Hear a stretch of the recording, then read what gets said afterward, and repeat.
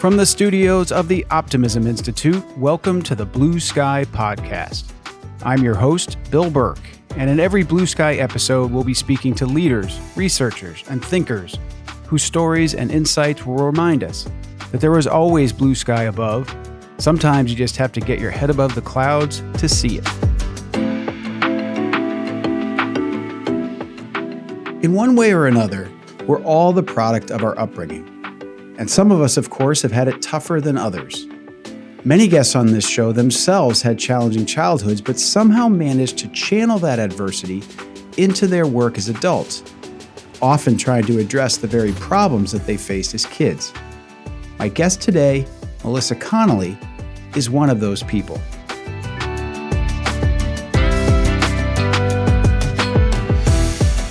Melissa is the CEO of OneGoal, a national post-secondary access and success organization. As you'll soon hear, she is a first-generation college graduate herself, and her own path to and through college was not at all easy. Melissa has spent more than 15 years in education, leveraging her experiences, empathy, and drive to make certain her accomplishments are not an anomaly, but the norm for underserved youth. Melissa was named to the 2024 cohort of the Pahara Institute Fellowship. She serves on the board of directors of Reading Partners and the board of trustees at Dominican University and is a member of the Young Presidents Organization. She earned a Bachelor of Arts from the University of Illinois, Chicago, and a Master of Arts in Teaching, as well as a Master of Education Administration from Dominican University. She's an alumna of the prestigious Surge Institute Fellowship for Emerging Leaders of Color in Education. I hope you enjoy this blue sky conversation with Melissa Connelly as much as I did.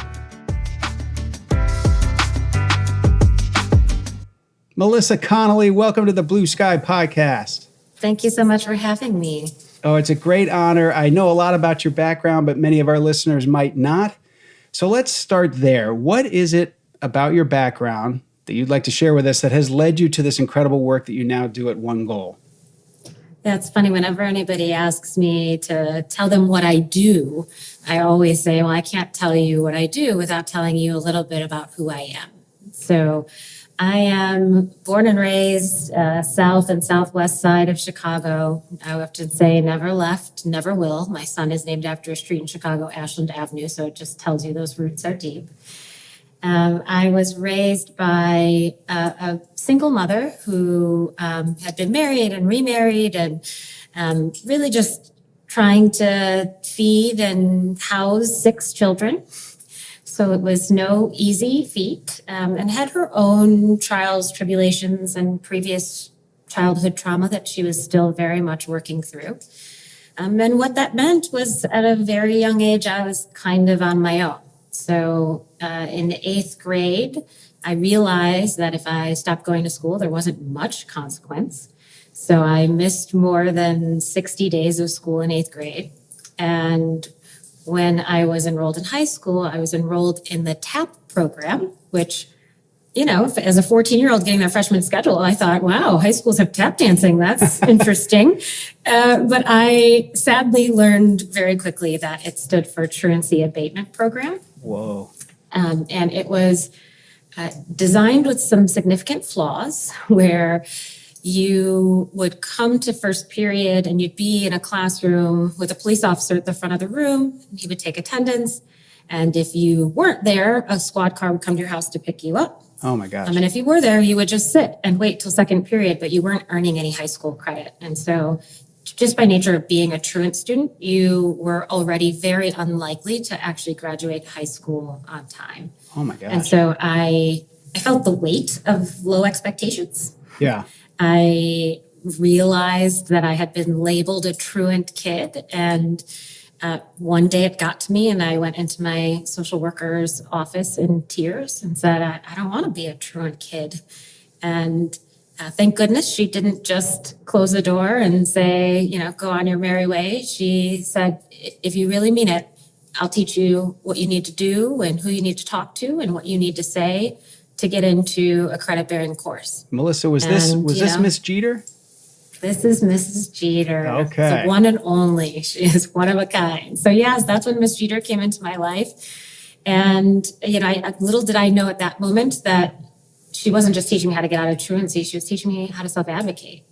And she was teaching me to fight for something good, to fight for myself. And, thank goodness I spent a lot of the rest of my high school career and even into my college career continuing to learn from her what it means to stand up for yourself, what it means to advocate, what it means to get the education you deserve. And I'm spending my entire career paying that forward, including being CEO of OneGoal. Amazing. Now, I imagine you had it was a cohort there in the TAP program, the truancy program. And I imagine not everyone in there thought, I got to get out of this. I got to get back on track. I imagine some they got that label and things just kept getting worse. And a lot of them probably didn't even graduate from high school, I would think. If I'm right, what do you think it was about you? Where was that spark? What made you go to Ms. Jeter and say, I want out. I want to get back on a better path? Two things come to mind. First was completely out of my control and has really nothing to do with me or who I am. And that's just, I had other examples in my life that I was exposed to of something different. So my best friend, Katie Trotsky, lived across the street from me. Her mom basically was a second mom to me. Happy family, very functional, constantly supporting each other. And so I knew that something different was possible. I couldn't quite put my finger on what it was, but I knew that sort of the way I was growing up, some of the things I was navigating weren't quote unquote normal or the only way. Right. And I think for so many young people, they say you can only be what you can see, right? And if you're not exposed to other examples of living, of working, of what it means to be a good student, then you just, it's easy to think that your way is the only way. And so I was fortunate enough to be exposed at different points of my life, more often than not by luck, some by privilege, to other experiences that I think helped me put my experience in context and realize that actually what I was experiencing wasn't fair and wasn't setting me up for success. So I think I always had a little bit more awareness of what was fair and what wasn't. And then, I think what is unique about me is I've always been a fighter.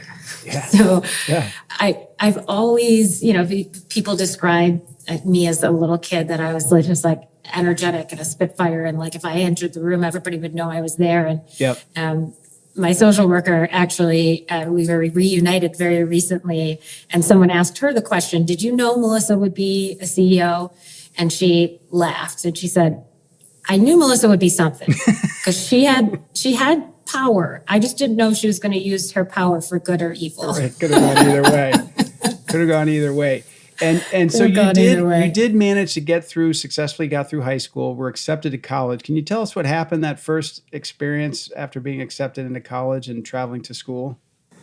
Yeah. So when you're, 16, 17 years old and you go from having, missing 60 days of school and having a D average to all of a sudden getting straight A's and getting accepted into your dream school, which was NYU. I was a theater major and I was going to go study theater at New York University. I got accepted and I thought I won. I thought I did it. Right. And I was welcomed for their minority weekend, which was the weekend prior to the semester starting. And my mom at the time was working for American Airlines. And so she was able to get me, a $10 buddy pass to fly to New York. And I had $50 cash in my pocket and 17, no cell phone, no credit card. I landed in LaGuardia Airport and I realized I didn't know exactly how to get to NYU's campus. But I had watched Friends episodes where people hail a taxi in New York. So I thought that's what I should do. So I hailed a taxi. Taxi took me to the front steps of NYU and he turns around and says, that'll be $72. Oh, and gosh. I had $50 in cash. I'm 17 years old in New York City by myself for the first time. So I said, can I call somebody? Can you get a credit card over the phone or something? And he said, no, I don't do that. And I broke down in tears. I didn't get out of the car and I begged him to take me back to LaGuardia Airport. And he did. and I didn't enroll in NYU. I came home and had to figure out where to go next. It's an incredible story, and it shows too. You've got a Miss Jeter who helps you get things on track, but you don't have in your life that sort of guide to say, okay, when you get to New York, you better have a couple $100 in your pocket, and here's how you were just on your own. And so then you go through that experience, which is both heartbreaking, humiliating, probably. You land back. Devastating. It's got to be awful, and you land back in Chicago. Now what? So what happens next?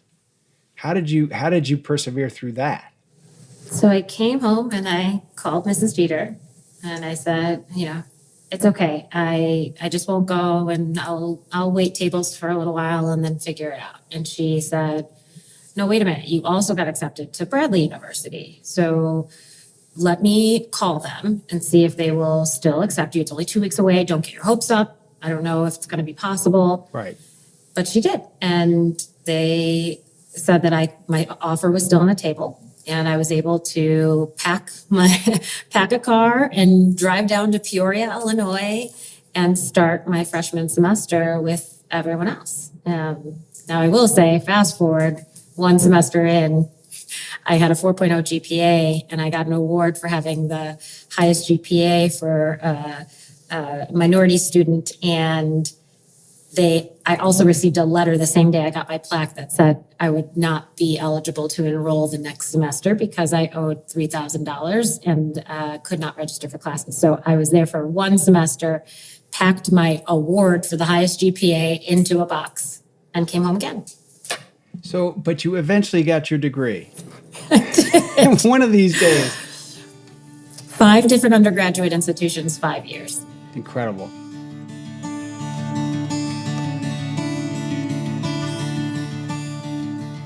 Melissa was one of 6 siblings raised by a single mom. And after taking advantage of her mom's distractions and missing 60 days of school in 8th grade, she found herself in the repressive and demotivating setting of her school's truancy program. Melissa quickly wanted out, and thankfully her drive and determination were nurtured and accelerated by Mrs. Jeter. She rallies and excels in high school to the point where she's accepted to her first choice school, NYU. Then comes her heartbreaking experience of arriving at the school only to realize she didn't have enough cash to pay her cab fare. But the resilient Melissa Connelly, helped by the remarkable Mrs. Jeter, would not be denied, and despite continued setbacks, she managed to earn her undergraduate degree. Getting back to our conversation, we'll hear some more about how Melissa took these experiences as inspiration for the work she's doing today at OneGoal.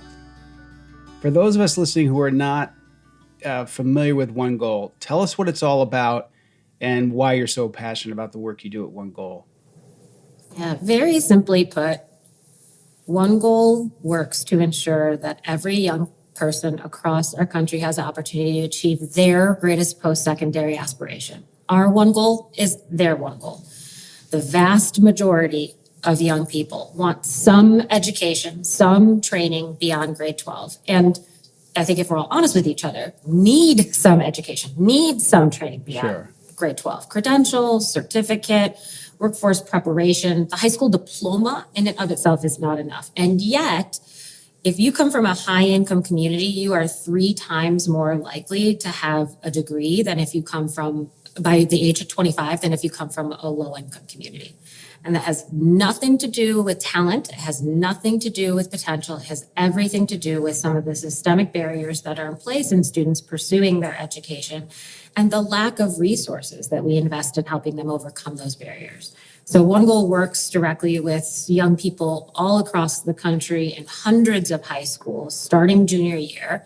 And we start with the question, what do you want to be when you grow up, right? What impact do you want to make in the world? And we do identity, self-exploration, purpose, occupational identity, which is a newer construct in education, really like, what does it mean to contribute to the world, to the economy? How's that connected to who you are? And then we start saying, okay, well, what educational pathways are available for you? And what are the hundreds of steps you have to take in order to get there? Now let's make sure that you're not having to do that alone, not having to do that as an extracurricular activity outside of the school day, but do it inside the school day for high school credit, and then ensure that there's some continuity of support as students transition to adulthood. I think so sadly, we still treat young people as if you graduate senior year and you're an adult, good luck, figure it out, get to NYU, get to their campus, figure out how to make it work. And I firmly believe that our young people need a safety net, need to get off to a strong support, need that kind of guidance. And it's not that difficult to actually systematize it into our educational institutions. And that's what we do. And I don't think I'm taking a leap here because I believe I heard you say it, that Mrs. Jeter is OneGoal, that you're essentially trying to, on a massive scale, be the Mrs. Jeter for these juniors across the country. Is that fair? That's exactly right.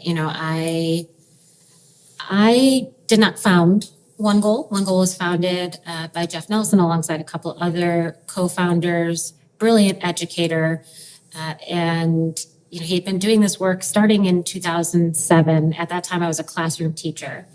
And I was doing great work. I loved it. And yet I felt like I was sort of chipping away at much larger systemic issues. And I was getting to the point where some of my students that I had taught, I'd stayed with the same group of kids, 5th, 6th, 7th, and 8th grade. I taught them for, multiple years in a row, coached them, and they were going off to high school. And I realized I didn't know where I was sending them off to. And if all the dreams that I promised them about their future and their college and their career and all of that were going to come to fruition. And sadly, I knew the data suggested that it wouldn't. And so I started to look up and out, and I met Jeff, and I started talking to him about this work. And, he was like, OneGoal is a course and it's selective, young people take. And I was like, okay, well, what do they do? And, he said, well, a lot of young people need someone to see something in them that they can't see yet.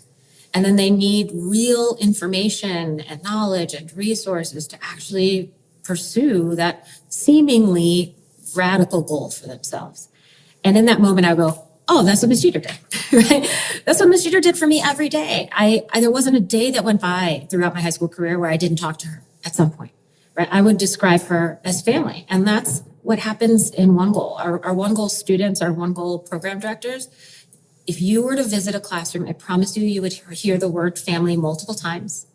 You would hear them refer to their classmates as brothers and sisters, to their teacher, their program director as a mom or a dad, because young people need to know that you care about who they are and what they want to become, not just what grade they're going to get in your class. And when you do that, you build a really special bond and relationship, and the same way that I did with Ms. Jeter. So you may have just answered this question I'm about to ask, but you said that it's a class or an elective. So how does it work? How do you find the juniors? How do the juniors find you? Do you have to go through the schools first and get established there, and it's an elective that a junior can sign up for? Tell us how that works. Yeah, so there's a couple different ways that we work with schools now. So the sort of traditional model of OneGoal is that a high school teacher or high school principal reaches out and says, hey, I've been supporting young people in this building for a decade, and I'm watching them go off to adulthood and then come back and not have a job and, have debt but no degree. And, I heard about your work. What can we do? And so we identify those great teachers, those Miss Jeters of the world, and we say, all right, well, let's build a cohort. Let's look at your student body and identify which students are sort of in that messy middle. They're not a 3.0 or above student who's likely going to get a scholarship, who likely has a lot of postsecondary options. They're a student who's maybe in the 2.0 to 3.0. Maybe they got off to a rough start like I did in a truancy program. Maybe they're a little bit off track. And so we look at the GPA, and we ultimately select a cohort of students with an average GPA somewhere between a 2.5 and a 2.7.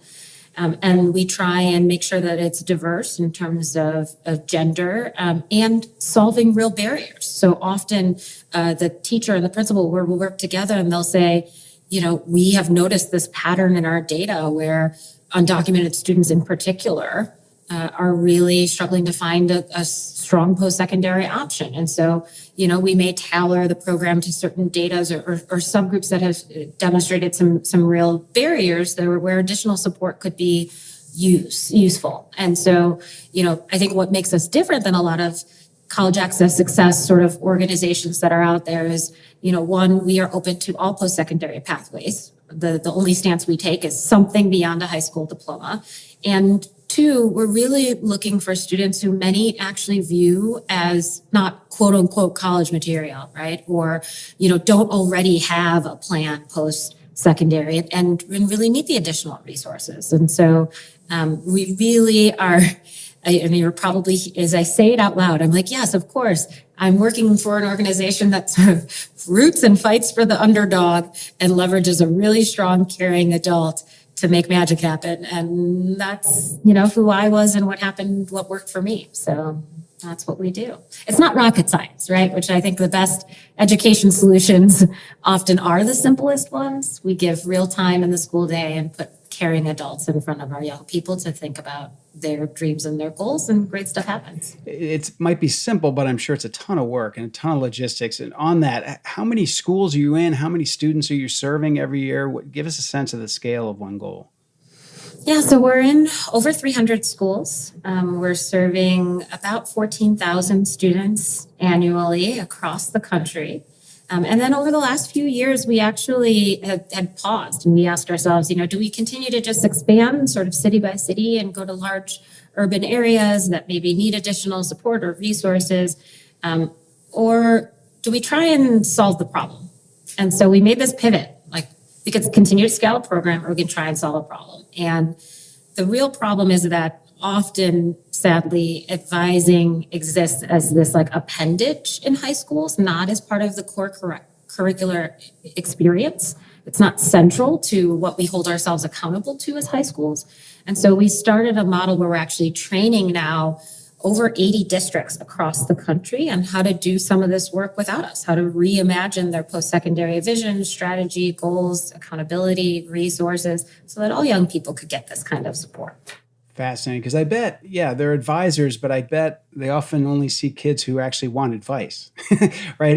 And there aren't enough, one or two advisors for 1,000 students or whatever it is. They don't have the time. They don't, right? And so you would train and then hopefully maybe even have more of these people per district. So that's exactly right. I mean, Miss Jeter was a social worker and a counselor. I love counselors. I think they are God's gift to our young people. And the paradigm for counseling is fundamentally broken. The average ratio across the country of counselor to student is 400 to 1. And what that translates to is the average high school student receives 38 minutes of advising. 38 minutes. What can you do in 38 minutes? Maybe you can get to know somebody's name and give them some pamphlets, but you're not going to understand who they are and what they want and what their fears are and what some of the barriers they have to pursuing post-secondary education. And so what we're saying is let's empower all adults in a building. Let's empower the entire institution to be responsible for what happens to kids post-senior year.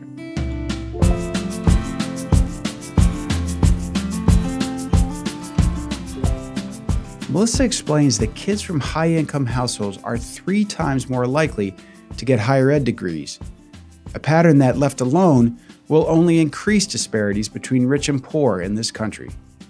Melissa was able to break the pattern of her own family and now is broadening her efforts to help others do the same. It's great to hear her say that OneGoal is Mrs. Jeter, and her example inspires Melissa's organization to make sure young people know that someone cares and will work hard to meet their needs. These efforts are sorely needed, a fact that's driven home by the statistic that our public schools have a 400 to 1 ratio between counselors and students. Getting back to our conversation, we'll talk some more about the gap in access to advising that exists between higher income homes and those with fewer resources. You started earlier, you said 3 times more likely to go to college if you're from a more privileged background. And it seems to me there's so many reasons for that, but one would frankly be you're getting advised at home. You've got parents who are saying, oh, go look at my alma mater. This is where I went. Let's, and you probably have a leg up in admissions and all that stuff. So that you might not even access the 38 minutes because you get about an hour a day from parents who are hovering over you to make sure you get your act together and go to college versus kids. And you mentioned first generation kids. This system must be mystifying to the parents if they have even know how it works after high school, right? I mean, it's a whole different situation. To your point, you're trying to fix that underlying problem. You use the word mystify, and we say that all the time. That it is time that we demystify what it means to transition successfully into adulthood. It's like there's this hidden algorithm to collegiate or post-secondary success that shouldn't be hidden. You know, I was a math teacher, so I'm a big fan of algorithms. There are a set of things you have to do, right? You have to complete your financial aid form, which means your parents had to complete their taxes the year prior, right? Like you have to ultimately go to orientation, submit your matriculation paperwork, write your essay. There's a set of really long, complicated steps, but they are known for the most part. But sadly, we don't have a quality of information and a quality of knowledge that therefore equips all young people to be able to pursue their goals. Yeah, and one thing you mentioned earlier too, people, we don't think about this much. We talk a lot about college debt, but you talk about people who have college debt but don't have a degree.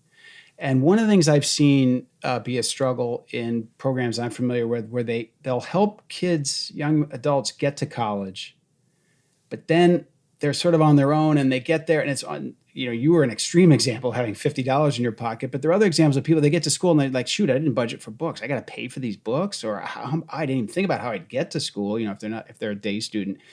So are you working yourselves or with advisors to sort of not just get them launched, but sort of help make sure that the momentum continues, or is that just too much and out of your scope?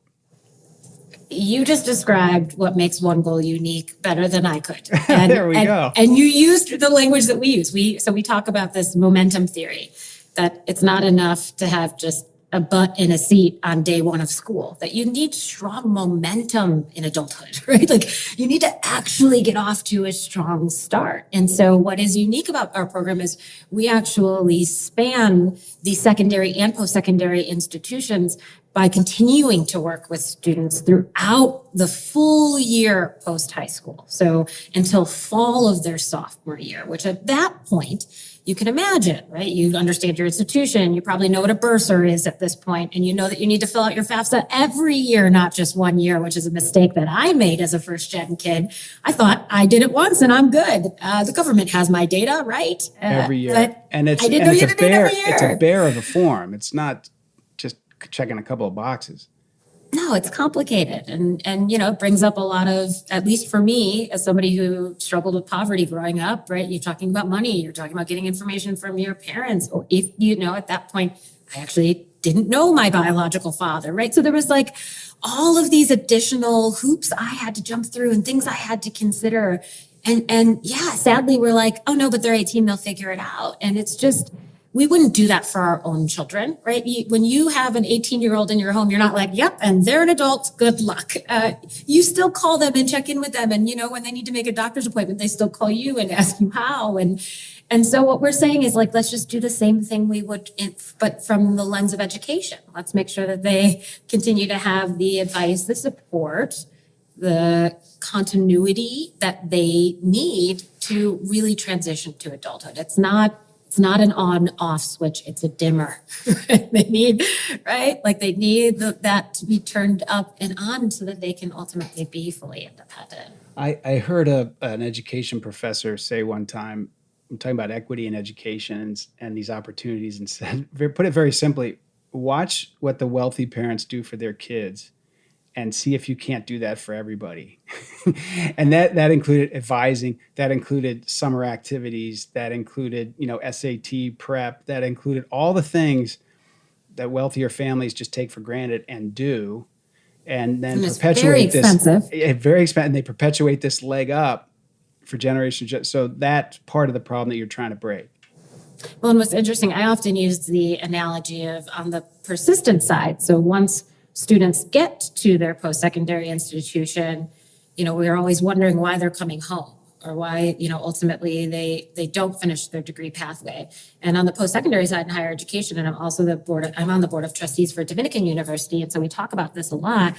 The key there is treat everybody like you do your athletes, Yeah, there's another one. right? Yeah. Athletes are cohorted, they get personalized attention, they have very Tutors. structured class pathways that are clear, right? It's not just like, hey, what do you want to register for this semester? Nope. Athletes, like they know what classes they have tutors, they have mentors. So yeah, I mean, that is the thing that is maddening often about education. I know this is about optimism, but the times when my optimism is tested, it is because I know we have the answer. We just don't always have the will to put them in place.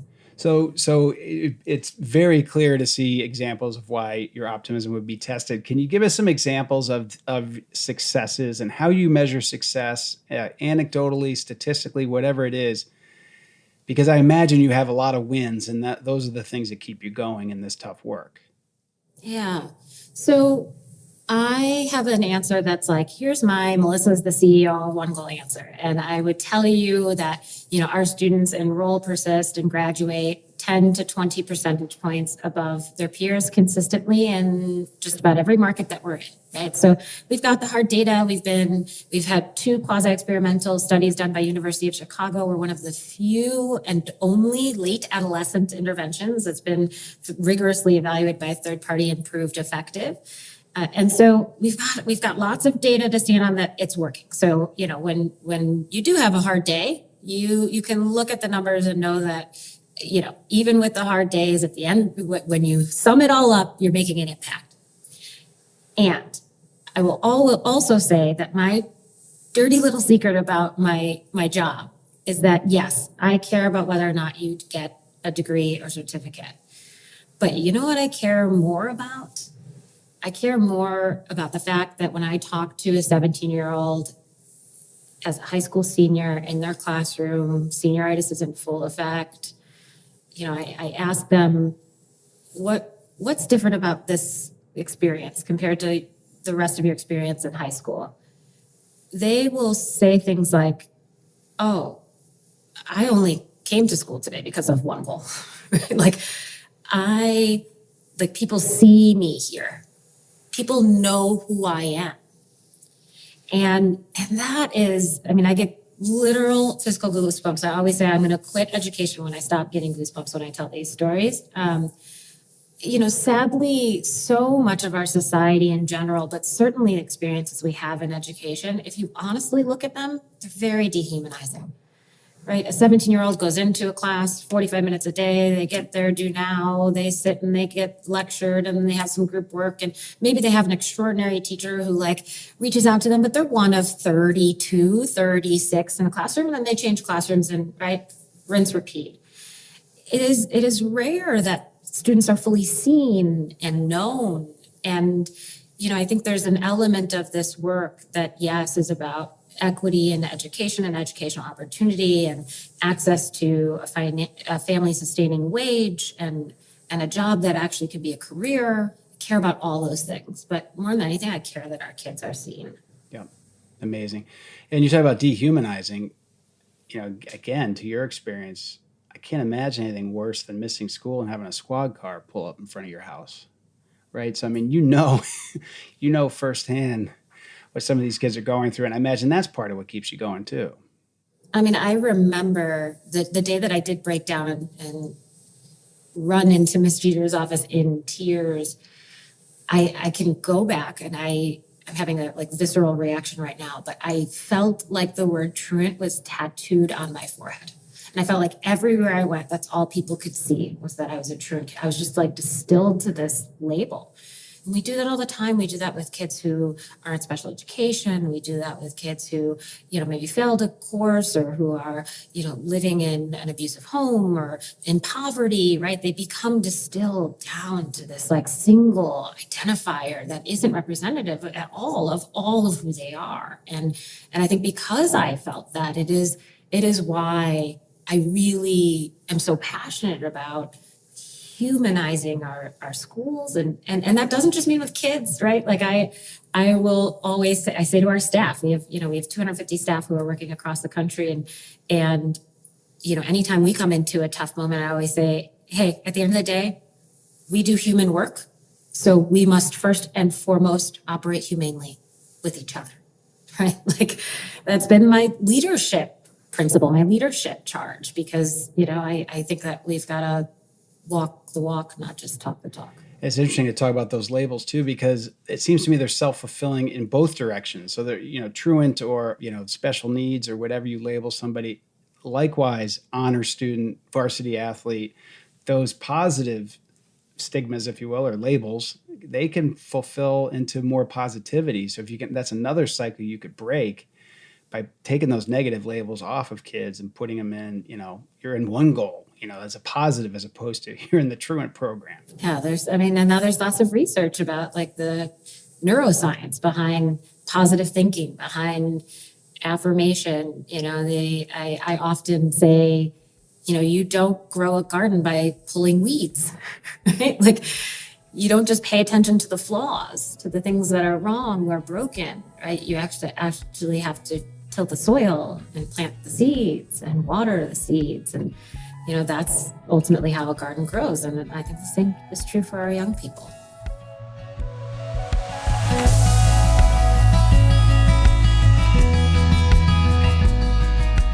Melissa raises concepts here that are helpful when thinking about how we might better transition young people from high school through college. Demystifying the transition to adulthood sounds simple, and it likely can be, but it's often overlooked, especially with kids who don't get much support at home. And momentum theory is an important one to consider when thinking not just about getting high schoolers into a higher ed program, but also ensuring that they get through and earn their degree. The simple mission, Melissa says, is to enroll, persist, and graduate. Now, the final segment of my Blue Sky conversation with Melissa Connelly. So speaking of young people, and you mentioned 17-year-olds and senioritis, and if you're not comfortable talking about this, you just tell me, but I saw you give a talk recently. I did my research, and you referenced a 17-year-old in your own household who's going through the college process. And it seemed to me there was a circle of life element there and sort of a confluence in your own life and in your profession. If you're comfortable talking about it, can you tell us about your son and his college application experience? I would love to. So yes, I've got 2 young people in my home, Ashland, who is a junior in high school, and a Day, who's now a freshman in high school.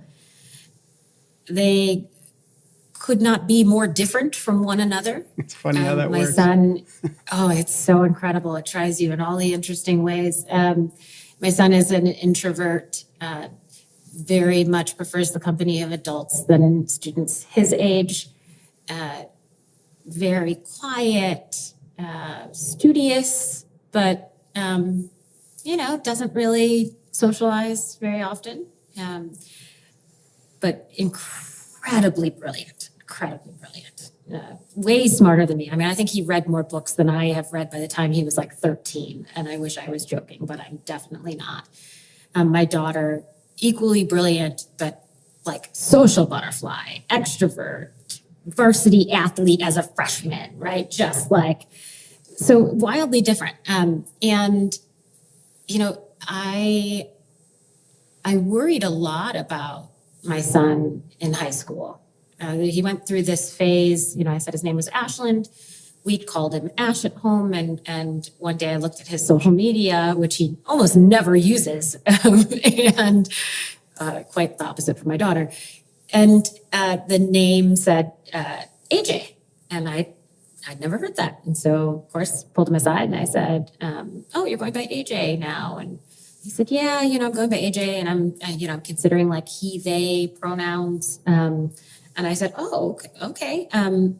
Well, tell me more. Like, what do people call you at school? And he's like, well, most of my friends call me AJ. And I was like, well, what do teachers call you? And he goes, what do you mean? And I said, like when they're talking to you, like, do they say AJ? Do they say, and he goes, Mom, you don't know how school works, which is hilarious to tell an educator. For the last 20 years, I don't know how school works. And he said, yeah, I come in and there's a junior on the board and I do it. And, I'm usually like sitting in the back and there's a lecture and then we do group work and then I leave. And it took me a minute. It didn't quite register what he was trying to articulate to me. But what he was trying to articulate to me is that he doesn't hear his name very often. Right. And so he's like, I don't know what teachers call me because they don't call me, right? Like they take attendance on the first day and, and I know that that's not all teachers. And I know that, there are so many teachers who are going above and beyond to really get to know their students, to really build strong relationships. And the way our school's set up, it's hard for it to be anything but transactional when you have 30 kids, 45 minutes, curriculum, standards, responsibilities, right? Like it's really hard for that structure to be really relational and humane. And so, that was a big wake up call for me because, you would say like, my son goes to a quote unquote good public school or whatever. I don't really believe in the construct of good and bad schools, but and so to know that he was still having this experience of not fully being seen was a wake up call.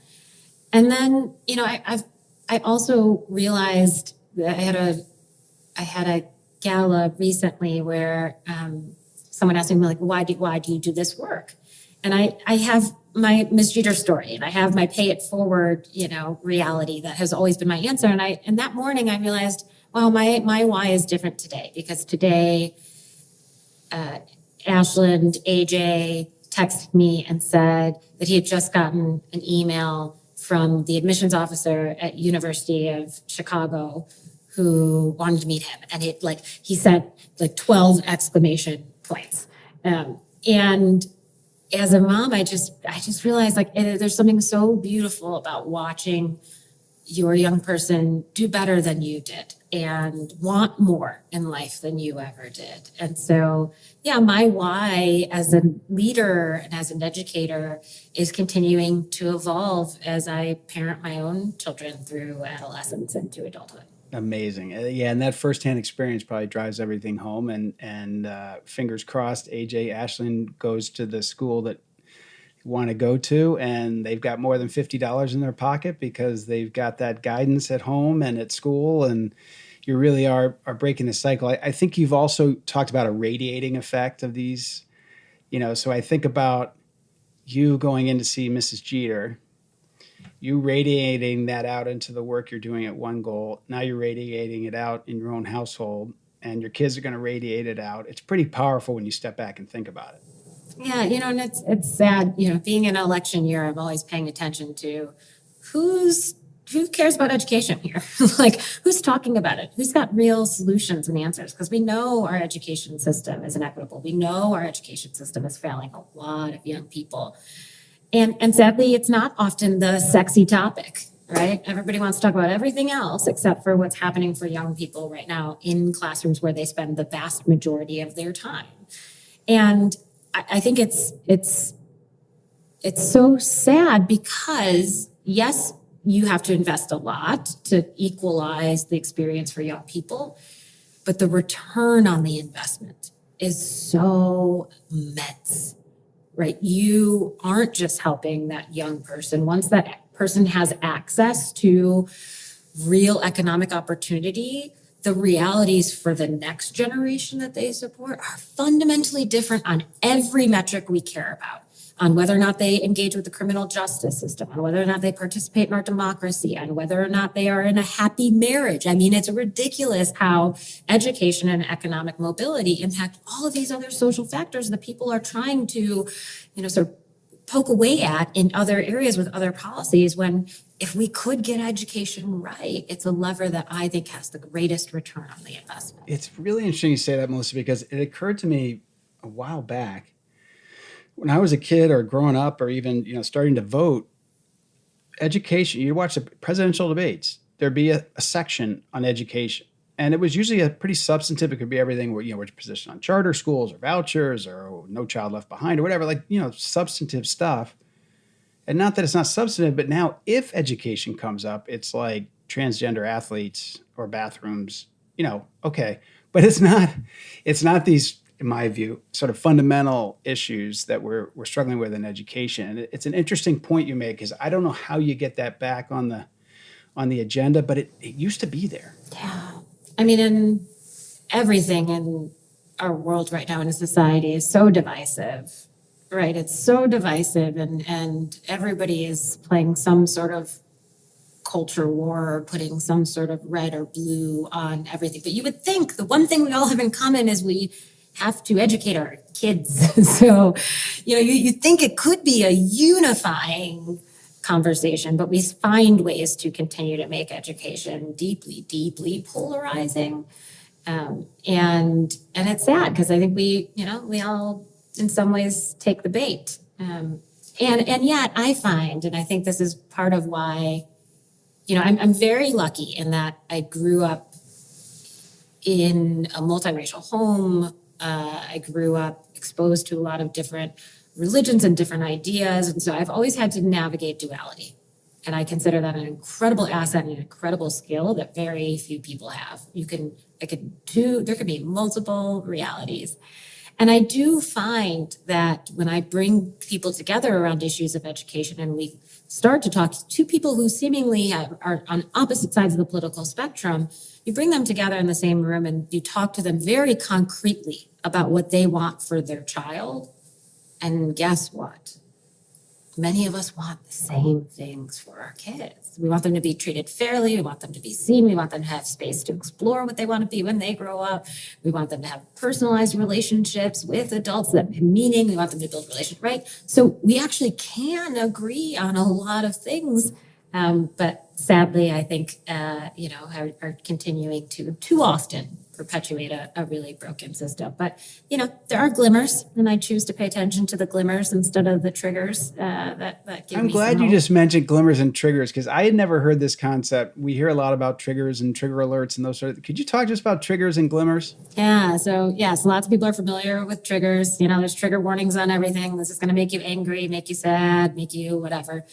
But glimmers are the opposite of that. They're things that if you look for in the world, and that's the key, you'll see there's bright spots, there's solutions, there's hope, and we have to be forced to pay attention to them. It was interesting. I was at a conference once, and it was the day after, and I can't remember the specific policy, but there was some massive policy that just got defunded, and so everybody was sort of frustrated and understandably a bit hopeless. And I remember in that moment, I was about to give this keynote address and I just blanked. And I was just sitting in the room and I couldn't figure out what I was reacting to. And I realized I was reacting to the fact that 180 educators all were coming together in a room to create a better future. And yes, it was after this devastating day for education. But in that moment, I chose to see that 180 people care deeply about what happens to our kids and are going to do great work together to make sure it's better tomorrow than it is today. And when you choose to see the world like that, it's surprising, I think, how many glimmers there really are. Amazing advice. Look for the glimmers. So, Melissa, to wrap up our time here, let's pretend it's, let's say 10 years from now. What does OneGoal look like 10 years from now? What are you into? What have you accomplished? And what are you looking back on with glimmer-inducing thoughts? This is going to be cliche, but people have made the times I've gotten professional feedback. They have said, Melissa, sometimes your optimism is a bit hokey. But no such thing, Melissa. No such thing. This is a safe space. Go ahead. Very safe I'll space. take it. I feel like it was supposed to be constructive feedback, but I took it as affirmation. Yes. I think a nonprofit's job is to not exist. I think that should be your whole goal. Your whole goal should be to not exist, to put yourself out of business, because you're trying to solve a problem that is systemic in nature, that often has, deeply entrenched issues of equity, of inequality, racism, gender, right? And so, if nonprofits don't have to necessarily be mired in the bureaucracy of large government funded institutions, we get to be a little bit nimble. We get to be innovative. We get to think big and we get to be bold. And so, truly, OneGoal 10 years from now, I hope just the way we support the transition to adulthood for young people looks fundamentally different. It's been redesigned. And I don't think OneGoal is going to do that on our own. I think we're going to be part of a much broader movement to reimagine post-secondary support, advising, education, mentorship for young people so that those pathways are clear, truly accessible, and really do lead to economic opportunity. I think that that's entirely possible. And admittedly, I don't know that I would be sacrificing the time that I sacrifice as a mom or a wife or, the other things that I care about in life if I didn't think that it was possible to actually solve this problem.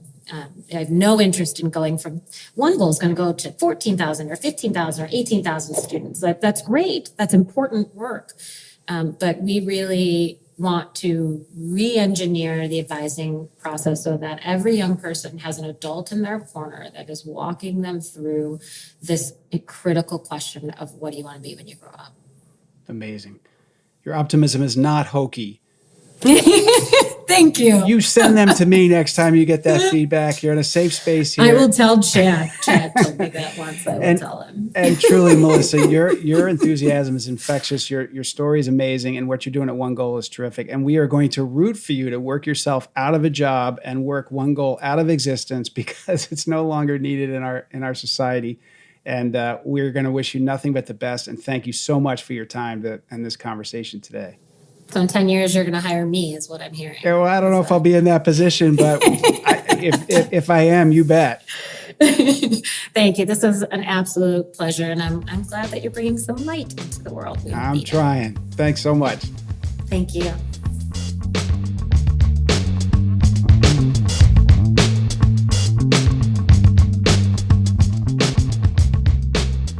Melissa describes what it's like for her now to be preparing her own children to get through high school and off to college, and tells a sad story about how her son's name is rarely called by his overwhelmed teachers. And I agree with Melissa's observation that we don't hear much good political debate about education these days, and it's a topic that really could help unify us if we focused on the many things we'd all like to see for our kids. And I love the phrase triggers and glimmers, especially at a time where we seem to focus so much on the former and don't embrace the idea of the latter. And let's take a minute to praise the optimism of Melissa, and for that matter, all of you listening. This mindset is not at all hokey, and don't ever let anyone tell you that it is.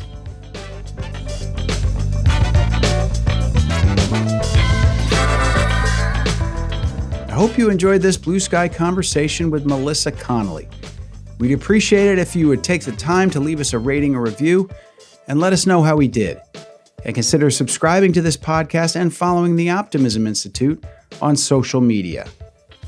All of our Blue Sky episodes are made possible by the incredible editing and mixing done by the team at Sound On Studios. You can learn more about their work at soundonstudios.com. And all graphic design and cover art for Blue Sky and the Optimism Institute are provided by Crush Graphics. And that's Crush with a K. If you'd like to check out more of their fantastic work at crushgraphics.com. Until next time, I'm the founder of the Optimism Institute and host of Blue Sky, Bill Burke. And I thank you for listening.